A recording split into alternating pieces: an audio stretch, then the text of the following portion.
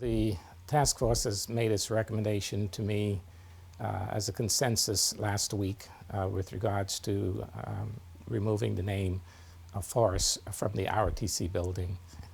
I have considered the recommendation of the task force and have decided to accept that recommendation. The next step in the process is for the recommendation to be forwarded to the Board of Regents. And it will be taken up by the board, given some consideration, and that will determine whether or not the recommendation goes to the Historical Committee and Historical Commission. The process is typical for dealing with naming of buildings, major buildings of the campus. The Board of Regents is responsible for considering all recommendations concerning naming of facilities on the university campus. I think it's important to note that it was a very comprehensive process.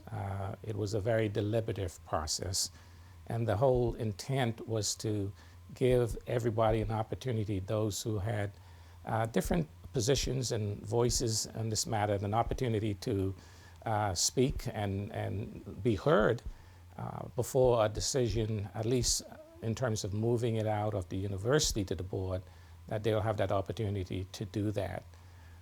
Secondly, this is not an attempt to erase the history.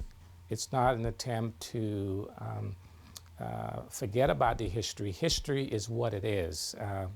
And certainly, I think part of the recommendation that calls for developing a historical timeline using one of our outstanding faculty members, who is also the state historian, Dr. Carol Van West, who has agreed to do that, really points to the interest of the university of making sure that history is preserved. So I do think that there's been a lot of consideration given to both sides of this issue, and we're ready to take the next step forward.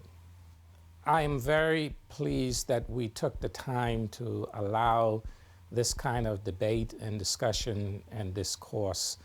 I must say, though, that like we are seeing across the nation, that one of the disappointments was the uncivil action, in discussing these issues. I think the behavior with regards to the use of profanity, the disruption of the process was very unfortunate.